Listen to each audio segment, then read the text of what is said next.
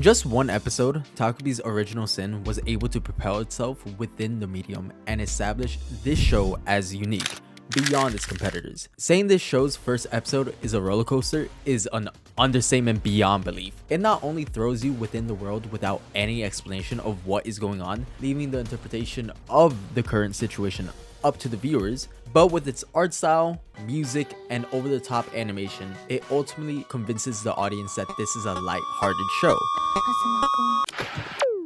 Little do first-time viewers know that this is how Takopi, the innocent alien that comes from a world where manipulation, trauma, abuse, and even suicide are not comprehensible words. This show is truly something else when coming into it completely blind, so this is a spoiler warning for all of you that haven't seen Takopi's Original Sin, since I will be talking about a majority of the events that take place within the show. Anyways, back to the video. Let's first talk about the story and direction of Takopi's Original Sin. As the first episode starts rolling, we get obvious signs of an absurd amount of abuse and bullying, all while having Shizuka's eyes becoming more soulless as she is tormented day by day, until eventually something finally pushes her to the edge. This push being the dog, Choppy.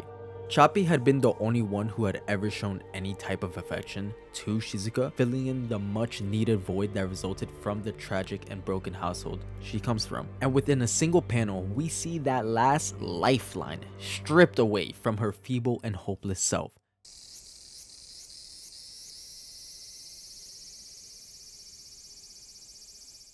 The director drags this resulting scene with Shizuka for disturbingly long, given time for the audience to take in how empty and hopeless she truly feels. And as people, we're able to piece together what will happen next, since we have a full grasp of body language and human understanding as a whole. However, Takopi does not have that same privilege, and his naivety to Shizuka's abuse leads to him offering his happy gadget, a ribbon that can infinitely stretch and is extremely durable as well. And with that single interaction, the obvious result from this is shoved into your brain, as you just have to sit there in denial, saying that a show will not be willing to take it this far. Someone, anything will hopefully step in and stop this tragic conclusion of a child taking their own life.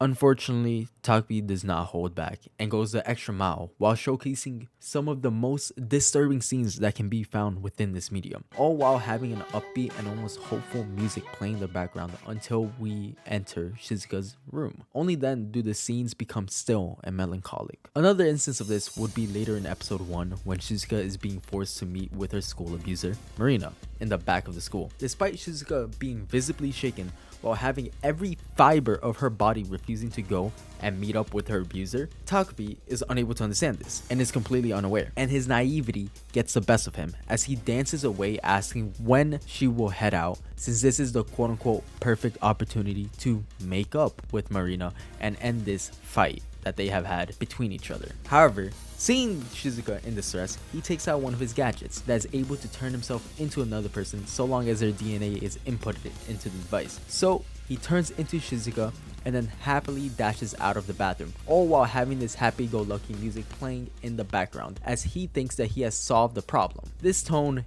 doesn't shift at all and only gets amplified as the scene continues, until Marina finally lands her slap on Takopi, waking the alien up to the gravity of the situation. He becomes paralyzed by fear since he is unable to understand Marina's actions. The idea of wanting to cause another person harm is a concept too alien for Takopi, and this is in complete display through the direction of the entire show, and it's one of the things that Takopi's Original Sin absolutely excels at. With these scenes, Takopi slowly gets corrupted by humans and attempts to solve everyone's problems, as in his head, if the root cause of the sadness is completely gone, then there would be no reason for Shizuka not to be happy, an emotion that he can actually grasp and is familiar with. However, due to his lack of comprehension of human emotions and trauma, he only ever solves the surface level issues at hand, since the underlying trauma that comes from physical, emotional, and mental abuse is unable to be fixed just because the issue is gone. Both the physical and emotional scars are never undone,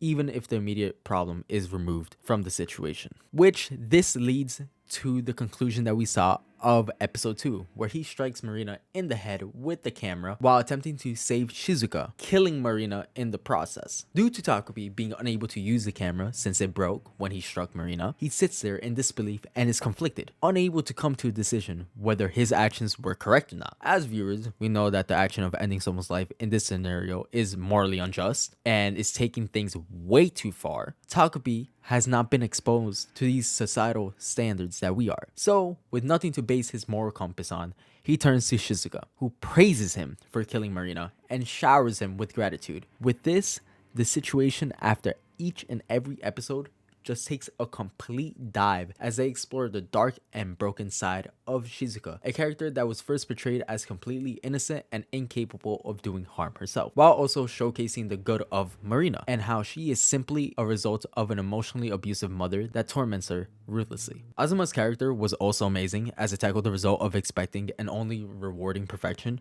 Expecting the best out of your child isn't the actual problem, but rather it becomes a form of abuse when the parent starts to prioritize results rather than the love of their own child, becoming ultimately neglective of their own child and their emotions, resulting into the Azuma that we saw that was deprived of affection and praise. This in itself is what makes Takopi's Original Sin stand out. The anticipation of not knowing what would come next and the inability to comprehend how the situation that was already at his worst continues to fall even further until it all loops back to Takopi's Original Sin. It wasn't when Takopi gave Shizuka the rope that she used to off herself. It wasn't when Takopi killed Marina. It wasn't when Takopi went back to his planet in order to turn back time to kill Shizuka for Marina. It was a simple sin of having the inability to listen to others. He kept trying to find solutions behind the problem that he couldn't possibly begin to comprehend, instead of sitting down and truly understanding these kids who were simply looking for guidance their entire life. They had no role models within their life. Their parents failed them, their teachers failed them, even the police failed them. For Azuma, at the very least, he had his brother, which, you know what I mean, my goat, can't disrespect him, but yeah. This is how we get the ending of Takopi's Original Sin, where Takopi sacrifices himself and just turns back time. He doesn't get rid of any of the immediate problems. He isn't able to stop all the trauma that happens, as we see with Marina with the scar. He is incapable of doing that because even if he did, it wouldn't solve the root problem. So instead of taking this route, he instead gives these lonely people that just wanted someone to understand them each other.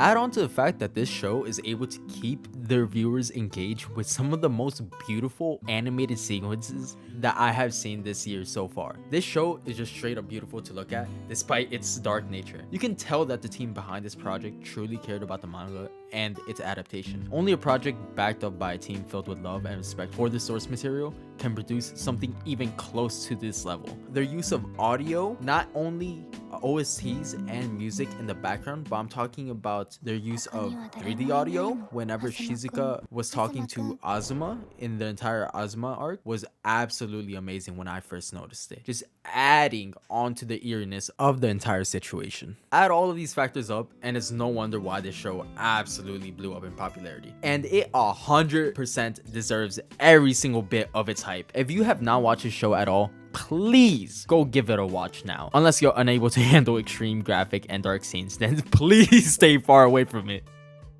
Anyways, thank you guys so much for watching, and thank you for all the support that you give each and every single one of these videos. You guys are amazing and it's very much appreciated. Anyways, if you're new here, feel free to subscribe and join this community as we all yap about anime.